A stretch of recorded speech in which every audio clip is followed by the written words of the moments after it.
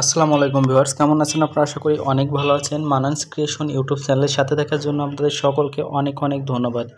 Viewers, আপনাদের সাথে গতকাল একটা জন্ম স্মরণিকা শেয়ার করেছিলাম। এই স্মরণিকাটা আমি একটা ইউটিউব চ্যানেলের পিএইচডি ফাইল সংগ্রহ করে আপনাদের জন্য পিএলপি ফাইলে কনভার্ট করেছি। আপনাদেরকে এটা সম্পূর্ণ আমি ফ্রিতে দিয়ে দিব। তবে এই একেবারেই ফ্রিতে না, কারণ এর ভিতরে 3টা পাসওয়ার্ড আছে। ফাইলের ভিতরে ফাইলটা সংগ্রহ করতে হলে এই 3টা পাসওয়ার্ড আপনাকে সংগ্রহ করতে হবে। পাসওয়ার্ড 3টা ভিডিওর বিভিন্ন অংশে একটা একটা করে অল্প সময়ের জন্য শো করানো হবে। সম্পূর্ণ ভিডিওটা আপনাকে দেখতে হবে।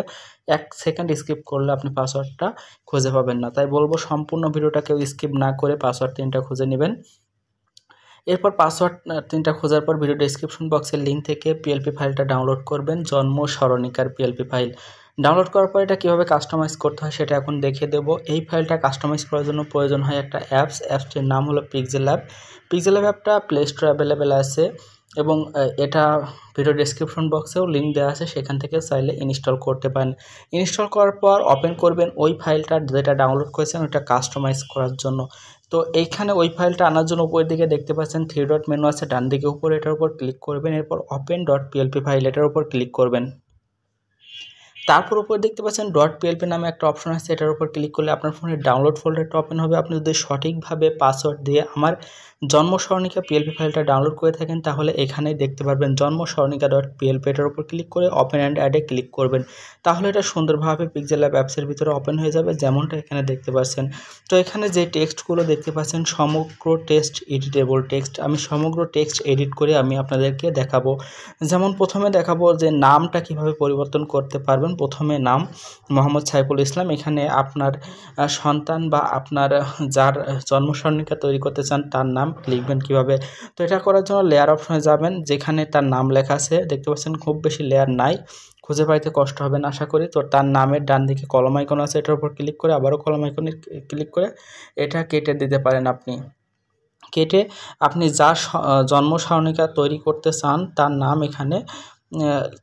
এখানে লিখতে পারেন। যেমনটা আমি এখানে দেখতে পাচ্ছেন লিখে দিলাম, তো এটা পরিবর্তন হয়ে গেল।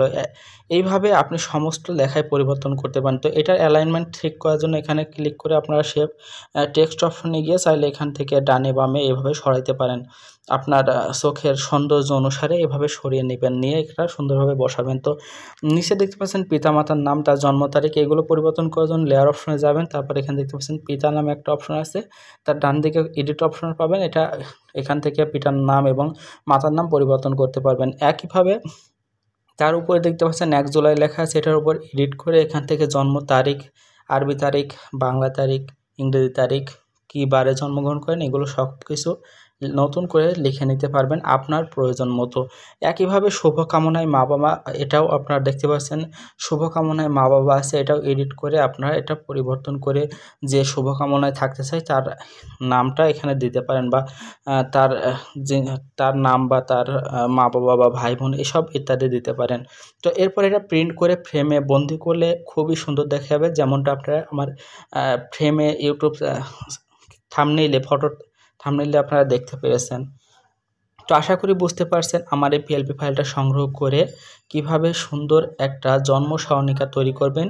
বুঝতে পারলে অবশ্যই ভিডিওতে একটা লাইক করবেন, কমেন্ট করবেন আর বন্ধুদের সাথে শেয়ার করবেন। আর যাবার আগে চ্যানেলটা সাবস্ক্রাইব করে যাবেন যদি এই ধরনের ভিডিও আপনি প্রতিনিয়ত চান। তো ভালো থাকবেন, সুস্থ থাকবেন, ধন্যবাদ সকলকে।